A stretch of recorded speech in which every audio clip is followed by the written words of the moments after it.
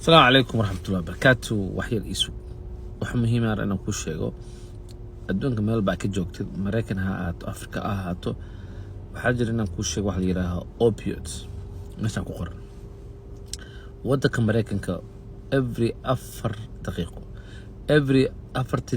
qof ku dhinto wuxuu ka daran yahay coronaha waa crisis ka jiro wadankan oo dhalinyarteeni haysto qof walba dad weyn haysto marka opioid crisiska opioid korta muxuu yahay inaan sheegaa horta waalid walba inuu ogaado videogan ayaa muhiim ah opioidka wuxuu ka bilowdaa waa daawo dhakhtarku soo qoray daawooyinka oo dhakhtarku soo qoray oo markii lagu qalo markuu kansarku u dhaco markuu xanuun u dhaco painkillerka way kala baxaan way kala daran yihiin hadda fentanyl kale waa qof ku dhaco kansarka midiisa la sii waayo waxaa jiro oxycodone daawooyin badan waxaa jira adeeg daawooyinka oo medicationka dadka marka waxay ku bartaan markii loo soo qoro way la qabsadaan si fiican ay dareemaan markuu jirkooda ka baxana ay joojiyaan daawadii ka dhamaato waxay dareemaan jir xanuun qaar way ku xanuunsadaan qandhac ku dhacdo qofkii marka wuxuu raadinayaa daawadii saasa marka loogu bixiyay opioid allaha marka dhalinyarada badanaa waxaa dhacday addicted ku noqdeen waxaan aragnaa say ku ogaan kartaa marka qofka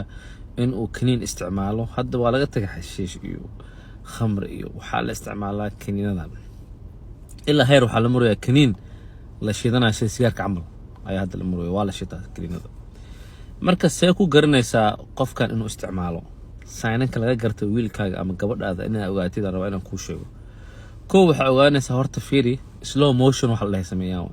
baari slow motion waa markuu biyaha qabsanayo saas u dhahaa fiiri normal ma ayaga laakiin normal u tahay laakiin adiga fiiri hadda ku dhaw koobkan soo qabso waa soo qabsanaya laakiin iyaga waa saas tartiib midda kale nodding off maanta una soo u joogo qofkii wax arkaysaa suu kula fadhiyo waa baxaa qofkii u baxa taasna waa sign kale midda kale afkaa qalalaa qofka qaleel afku noqonaa ta saddexaad ta kale daraay afkii qaleel hadalkiisa ma hadlaayo midda kale ma hadli karo hadalka dhiwaa hadalkiisa tasacu qofkaas si fiican uma loo fahmayo waa caatow marka qofka lose of weight because wax walba wuxuu ka hormariyaa kaniinkaas markuu soo kaco kaniin ku raadina 6 hour kaniinka ku baxa kaniinada sidooda wuxuu ku baxaan 6 to 7 hour qofku jirkiisa ka baxaan waa inuu mid kala raadiyaa meesha cunto ka raadin lahaa meesha hurdo ka raadin lahaa meesha qofka shaqeyn lahaa qofka bil aadanka ah marna wuu hurdaa qofka normalka ah marna wuu shaqeeyaa marna cunto cunaa waa qof normal qofkaas laakiin qofka isticmaalo jirkiisa taa waa dhamaana qofkaas marka behavioral tips jir wax la yiraahdo dhaqamadiisa ku dareemaysaa dhaqamada kooda waxa waa isolate secretive wax la dhaho qofku wuxuu isku sameynaa dadku isku dhex saara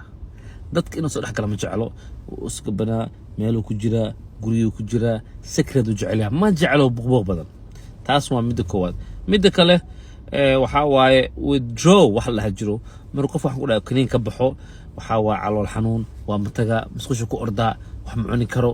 waa qandhoona waa qarqara jirkiisa ka daawada ka baxaysa maxaa kaloo ku arkaysaa waa maasanaa maanta qofka maasanaa qofka duu maansanayo ugu wuu isticmaala kaniinadan mid ka mid oo isticmaala tan kale desperate waa lacag waraadina inuu $10 ii soo diro $20 ii soo diro niyo kaashab ii soo diro niyo cuntaas ka daraba maanta inuu qofkan waa desperate waa hadda aragtid waa saananka kamid ah midda kale waxa arkaysaa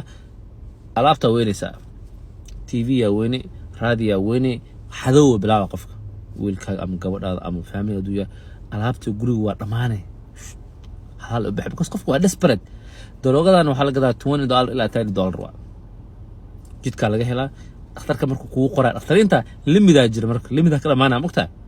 waxa bilaabanayso in jidka la aado jidkana waa mid fake ah oo fentanyl lagu dhinto oo lagu sameeyay lab oo aad waxa jiro lagu badiyay because waxaan qiyaas ma leh waxa kale ogaanaysaa qofkaas in ma la aamini karo beentiisa badanaysa qofka he lies a lot qof beentiisa badata waa midda kale kaniinada waa adagtaas si qofka lagu ogaado ilaa aad fahantaa waxyaabaha hadda kuu sheegay marka jirkiisa qof markuu shiido uu lacag waayo hadduu xanuunsado hataa qaar ma dhaqaaqi karaan waa caatoowa wax markasta wuxuu raadinayaa kaniinkaas ogow qofkaas wuxuu ku jiraa opioid. Marka waxaa lagaa rabaa hadda waxaasna aragtay qofka ina approach ka taa ina iska ilaalisaa si aqli ah loo isticmaalo. waxaa sameynaysaa qofka u tagaysa waxaa leedahay waxaan aniga kaa dareemay walaalow wiilkaygiiyo saana tahay qofka la fadhiisanay haddaa dhahdid war maxaasan u samaysaa saan adiga haddaa dhahdid qofka waa kaasii cararaa dadkaana waxay ka cararaan oo daroogada isticmaalo in la dhaho daroogista tahay shamekaasi ka cararaan. marka maxaa lagaa rabaa inaa u noqoto support aad dhahdid in waxaana kugu arkay ma waxaasa isticmaashaa ma opioid isticmaashaa waa lagu caawin karaa. You can go daawooyin la qaataa meelo waxaa jira treatment center jiro detox jiro. There is a resources oo qofka u baahan yahay inaad geysid waxaana you have to try. qofka hal mar iskama dhaafi karo sometimes waa inaad ku celisaa treatmentiga. sometimes dad waxay ku qaataa 10 mar in lagu sameeyo detox rehab lagu sameeyo si ay uga baxaan. gaalada qaarkood waxay ku dhahayaan 20 times ayaan ku laabtay rehab u taga daawa la siiyaa uu ka baxaa jirkiisa haddana uu ku laabtaa. marka waa journey wax oo hal mar ku dhamaanayo ma aha. marka it takes time waxay u baahan tahay sabar badan. qofkana waxa u muhiimsan intuu baranin waa inuu iska ilaaliyo waxyaabahaas oo idil oo dhan because arrintan hadda mar lugta la gashid wallaahi ilaahay unbaa dadka cad ka madoobeyn karo laakiin arrin fudud ma aha. marka insha allah maqrib oo socdaa waan ka hadli doonaa arrimadan waa soo gelin doonaa.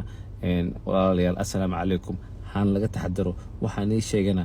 ha laga fiirsado habeenha lagu qorto.